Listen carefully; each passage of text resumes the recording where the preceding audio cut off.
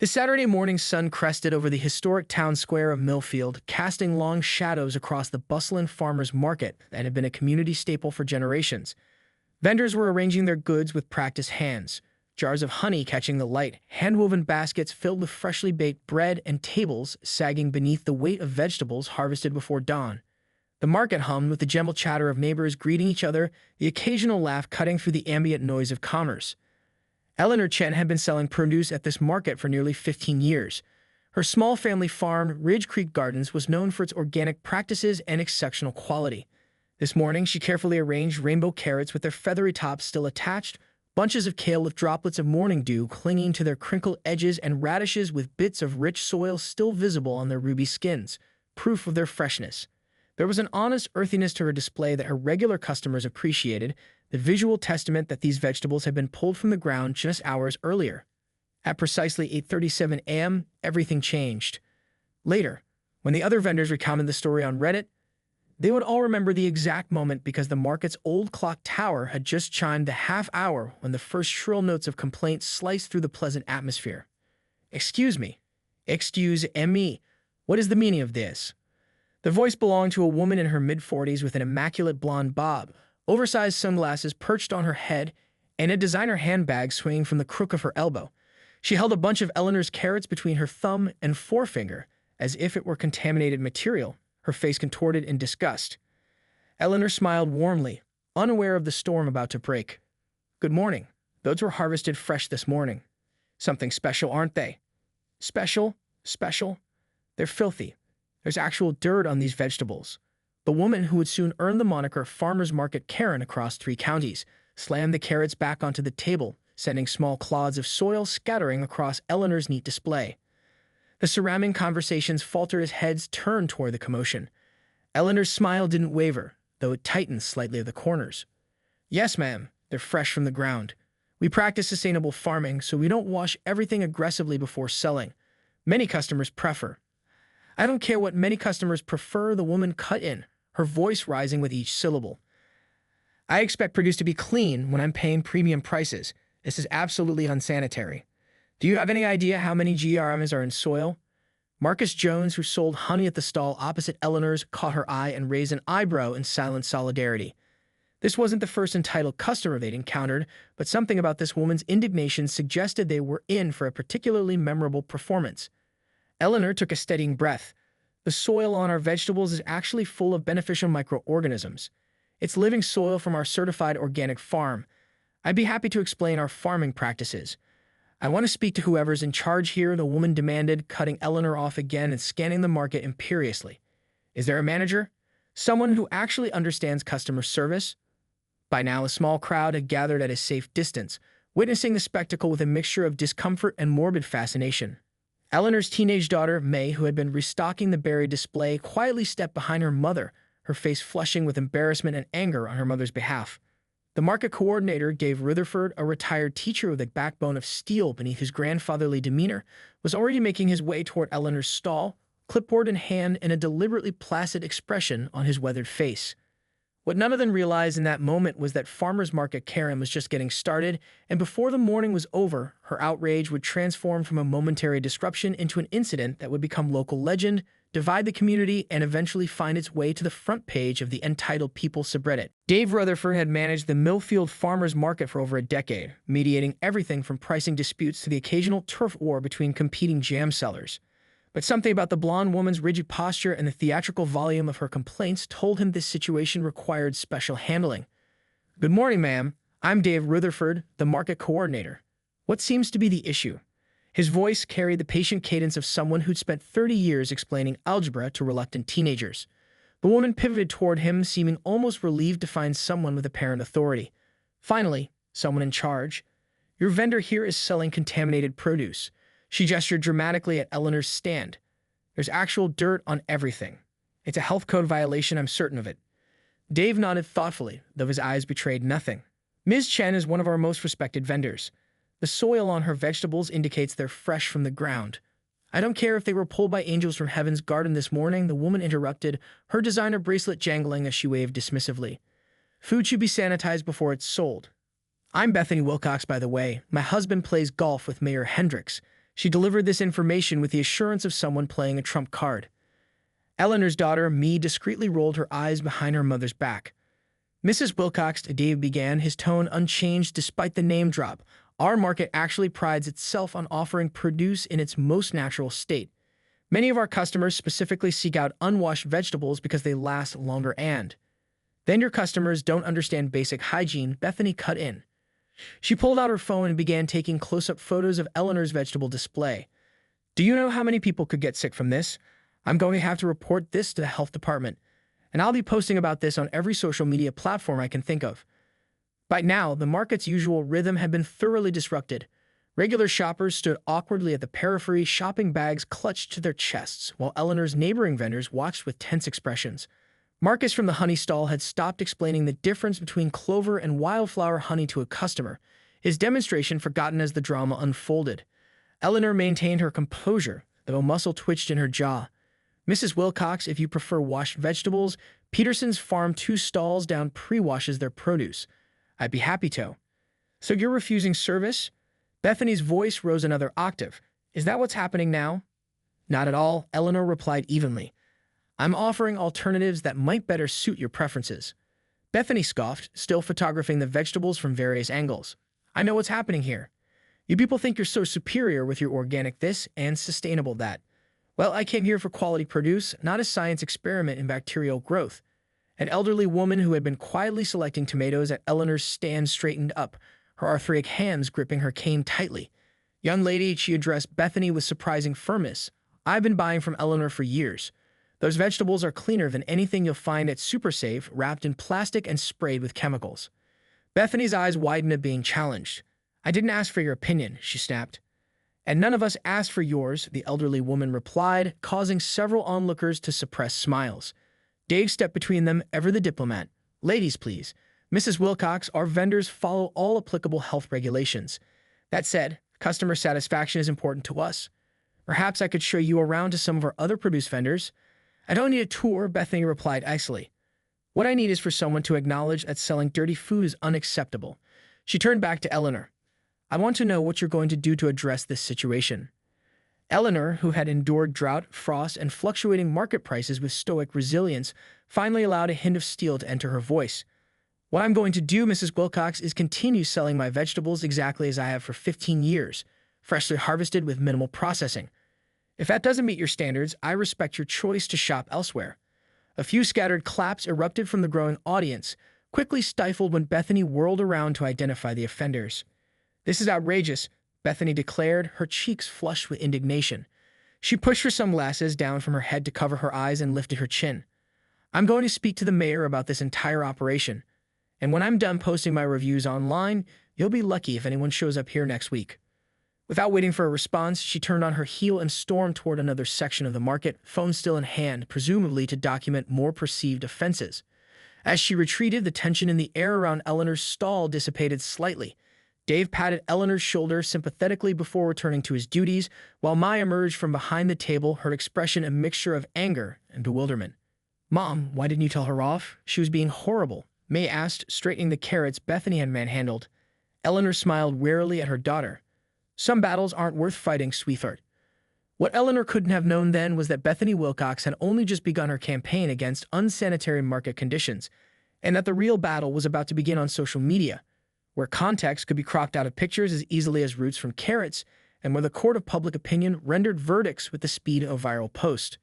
Meanwhile, halfway across the market, Bethany had found her next target, an artisanal cheese vendor whose samples were, in her expert opinion, being left out at dangerous temperatures. By Sunday morning, the Millfield community Facebook page had transformed from its usual stream of lost pet announcements and recommendations for reliable plumbers into ground zero for what locals were already calling Vegetable Gate. Bethany Wilcox had spent her Saturday afternoon meticulously documenting what she deemed shocking health violations at the farmer's market, complete with close-up photos of Eleanor's soil-dusted carrots and radishes presented with all the dramatic framing of crime scene evidence.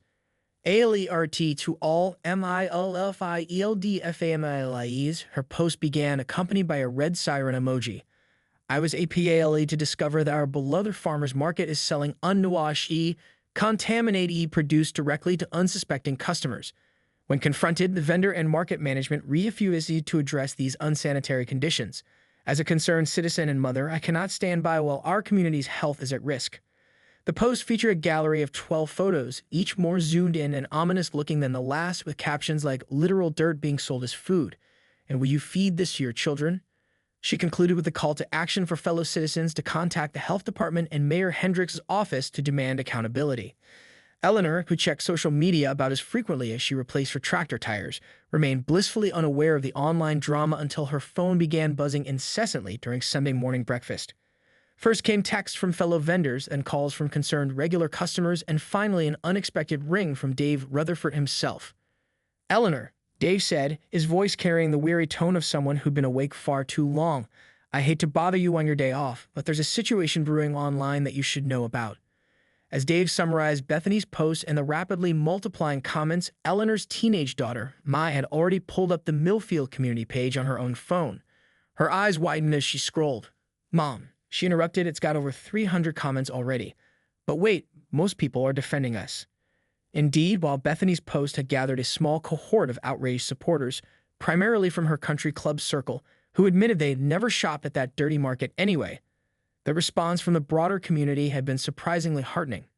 Eleanor's loyal customers had mobilized with remarkable speed, posting their own photos of her produce transformed into beautiful meals, sharing stories of their decade-long patronage of Ridge Creek Gardens, and patiently explaining the benefits of minimal processing for freshly harvested vegetables. Local chefs from Millfield's restaurants weighed in with passionate defenses of farm-direct produce, and several science teachers from the high school offered impromptu lessons on beneficial soil microorganisms. Most unexpected was the comment from Dr. Patel, the town's most respected pediatrician. "As a physician and public health advocate, I feel compelled to address this post. There is no health risk from soil and freshly harvested organic vegetables. In fact, there's growing evidence that limited exposure to diverse environmental microbes strengthens children's immune systems. What does concern me is the excessive sanitization and processing of our food supply. I've been buying my family's produce from Eleanor Chin for years and recommend her vegetables to my patients' families." Bethany had responded immediately. "With all due respect, doctor, I find it show-seeking that a medical professional would endorse such practices. Perhaps the health department will have a different opinion." By midday, the online battle had spilled over to other platforms. Someone had captured screenshots of Bethany's most hyperbolic comments and shared them on Twitter, where they were gathering amused responses from far beyond Millfield's borders. A local food blogger had published a hastily written but passionate defense of small-scale farming titled "In Praise of Dirty Vegetables," which was being shared widely across the region. Eleanor sat at her kitchen table, reading through the comments with a mixture of embarrassment and gratitude, her Sunday farm planning temporarily forgotten. "I never wanted to be the center of attention like this," she murmured. Man, with the digital native's understanding of viral dynamics, looked up from her phone with unusual seriousness. "Mom, this is actually good for business. People are posting that they're going to come support you next Saturday specifically because of this lady's meltdown." Dave confirmed this over the phone. "Eleanor, I've received more vendor applications this morning than in the past month. Everyone wants to be part of the market now. We've accidentally become a cause caliber." "But what about the health department?" Eleanor asked, her practical farmer's mind focusing on concrete concerns. "She said she was reporting us." Dave chuckled. "That's the kicker. Remember Jared from the health department? His mother buys your kale every week. He called me personally to say they're not even opening an investigation because selling unwashed produce is completely within regulations. He actually seemed amused by the whole thing."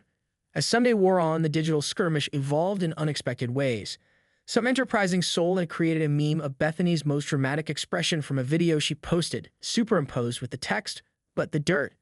It was being shared far beyond Millfield now, though few knew the actual context. By evening, someone started a hashtag campaign, #DirtyVegetablesCleanConscience, with people across the country posting pictures of their own homegrown or farmers market purchases, soil and all. Eleanor, overwhelmed by the attention, finally decided to respond with a simple, dignified post on her farm's modest Facebook page. "At Ridge Creek Gardens, we believe that good food comes from good soil. We're grateful for 15 years of community support and look forward to seeing our friends at next Saturday's market. Everyone is welcome at our table, those who prefer their vegetables with a little soil and those who prefer them without." She added as an afterthought, "We'll have a new washing station at our stand for customers who would like their vegetables rinsed before taking them home." What Eleanor didn't realize was that her measured, gracious response would only inflame Bethany further. Even as Eleanor was closing her laptop and heading out for her evening check of the greenhouse, Bethany Wilcox was typing furiously. planning her counteroffensive, unwilling to concede the battle of public opinion that she had unwittingly started and was decisively losing. The following Saturday dawned clear and warm, perfect farmers market weather. Eleanor and May arrived at their usual spot at 6:30 a.m. to set up, but immediately noticed something different.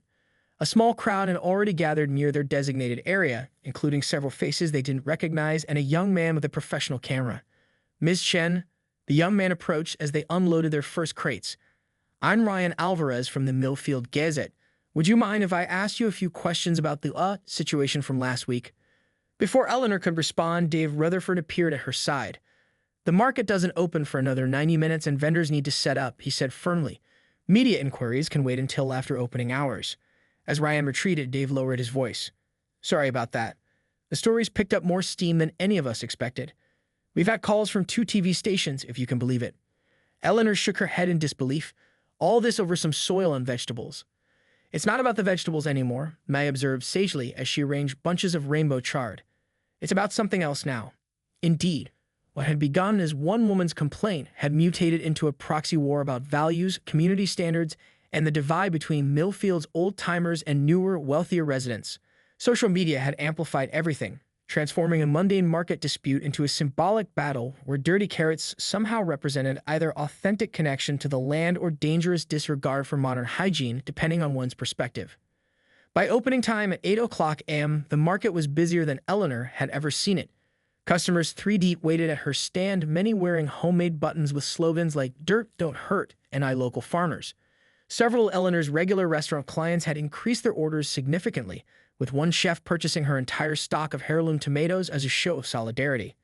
True to her word, Eleanor had set up a small washing station with clean water and brushes where customers could rinse their purchases if desired. Few did, with many pointedly declaring they preferred their vegetables with a little character. Around 10:30 a.m., just as Eleanor and Mag were restocking their rapidly depleting display, a hush fell over their section of the market. Eleanor looked up to see Bethany Wilcox approaching, but not alone. Flanking her were 2 women with identical highlighted bobs and designer activewear, and trailing slightly behind was a balding man in an expensive golf shirt who looked like he'd rather be anywhere else. "That must be the husband who plays golf with the mayor," May whispered, earning a gentle elbow from her mother. Bethany and her entourage stopped directly in front of Eleanor's stand, creating a scene reminiscent of an Old West showdown. The market's ambient chatter diminished as shoppers turned to watch. "I see you're still selling dirty produce," Bethany announced loudly, ignoring the washing station and the many satisfied customers clutching bags of Eleanor's vegetables. Eleanor maintained her professional demeanor. "Good morning, Mrs. Wilcox. As you can see, we now offer a washing station for customers who prefer their vegetables clean before taking them home. A garden hose and some brushes hardly constitutes proper food safety protocols." One of Bethany's companions chimed in, eyeing the simple setup with distaste. "Actually," interjected a man in line, "I'm the head chef at Harvest Table downtown, and this is exactly how we clean produce in professional kitchens: minimal water and gentle handling to preserve flavor and nutrients." Bethany ignored him. "I've filed formal complaints with the health department, the agriculture board, and the mayor's office," she announced as if revealing a winning hand. "I've also started a petition to establish proper hygiene standards for the market." She brandished her phone, displaying a digital petition that had apparently gathered 78 signatures, a fact that seemed less impressive in the face of the hundreds of customers who had passed through the market that morning. "Mrs. Wilcox," Eleanor began carefully, "I respect your concern for food safety. That's why I've created this washing station as a compromise. I can't pre-wash all our produce because it drastically reduces shelf life and increases food waste, which doesn't align with our sustainability values." "Values?" Bethany scoffed. "This isn't about values. It's about basic sanitation." The uncomfortable-looking man behind her, presumably Mr. Wilcox, touched her elbow. "Beth, honey, maybe we should just—" "Not now, Richard," she snapped without turning around. "I'm addressing a public health concern." Dave Rutherford materialized from the crowd, clipboard in hand. "Mrs. Wilcox, I've received the results of the health department's review. Would you like to know what they found?" Bethany lifted her chin. "I'm sure they validated my concerns." "Actually," Dave continued, unfolding an official-looking letter, "they've confirmed that all our vendors are in full compliance with state and local regulations. They specifically noted that unwashed produce is not only permissible but common practice at farmers markets nationwide. They've closed your complaint." A ripple of satisfied murmurs swept through the onlookers. Someone at the back of the crowd actually applauded. Bethany's face flushed crimson. Well, clearly the regulations need to be changed, and I intend to make that happen.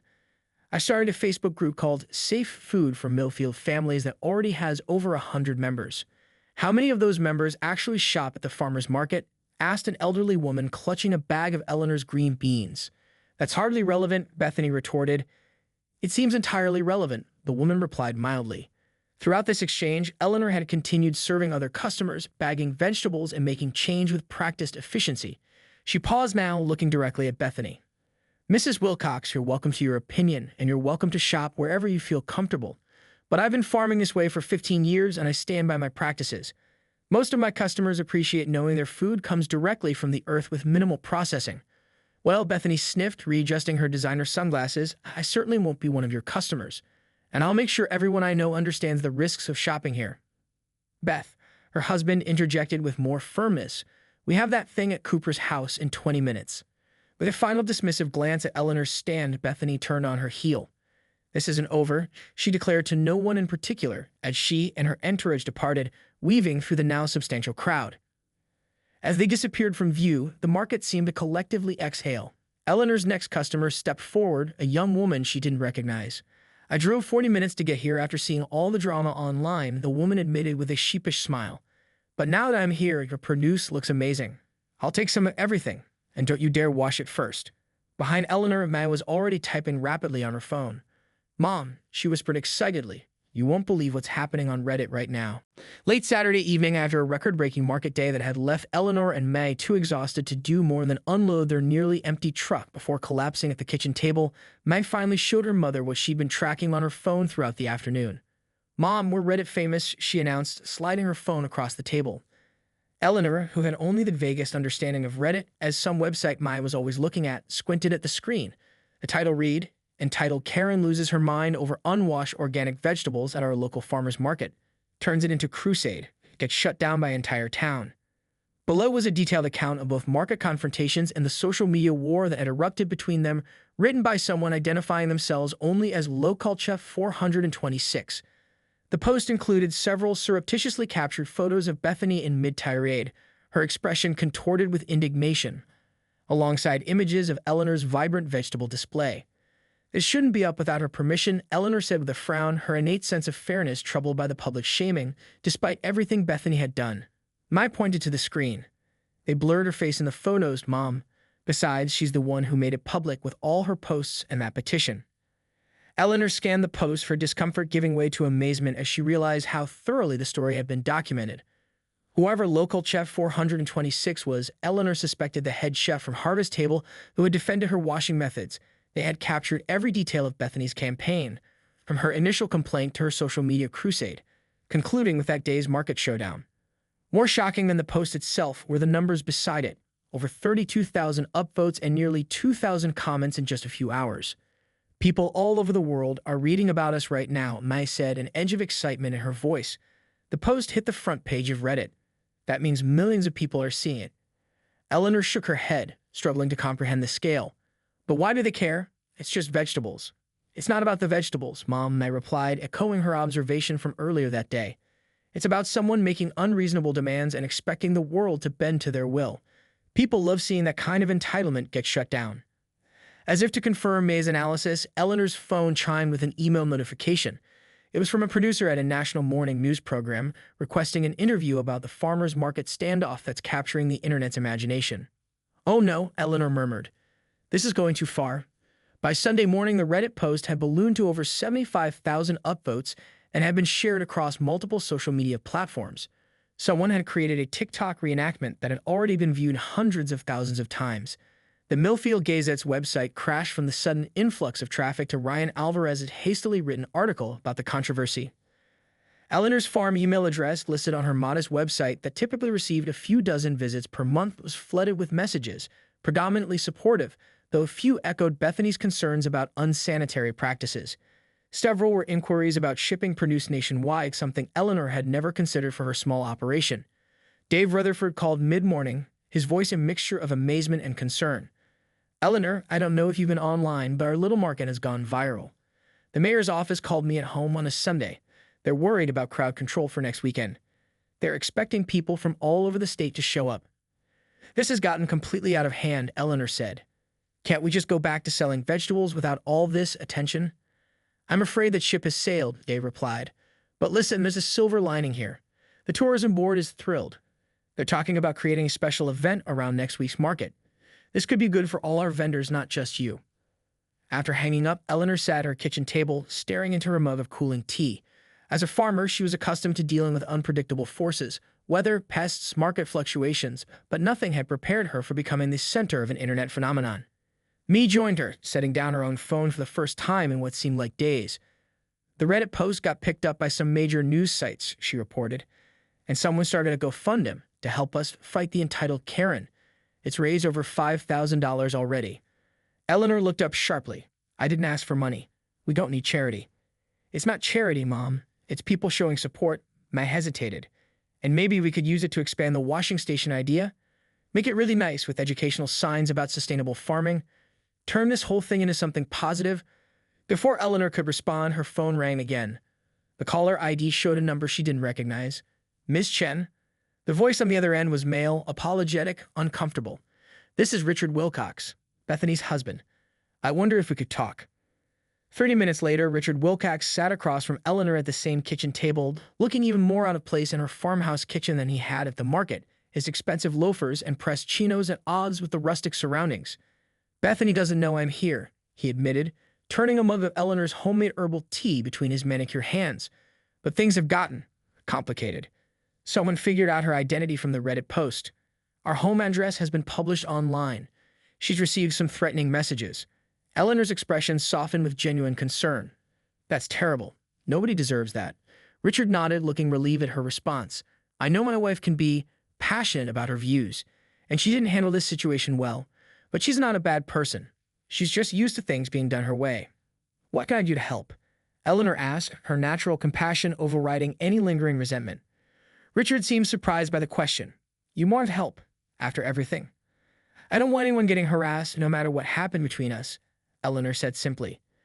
A tentative plan began to form between them, one that might de-escalate the situation, save face for Bethany, and perhaps even create something positive from the controversy. As Richard left, he paused at the door. You know, he said with a sheepish smile, I actually grew up on a farm in Minnesota. My mother would have been horrified if I'd ever complained about a little soil on vegetables. As the door closed behind him, Eleanor turned to find Mai watching her with a thoughtful expression. You're going to help her, aren't you? Mai asked. Even after everything she did? Eleanor nodded. Sometimes the best way to deal with difficult people is to give them a graceful way to back down. What neither of them could have anticipated was how their story would continue to evolve online, taking on a life of its own far beyond the boundaries of Millfield, reshaping itself with each retelling until Farmers Market Karen became a cautionary tale about entitlement, community resilience, and the unexpected consequences of making a public scene in the age of social media.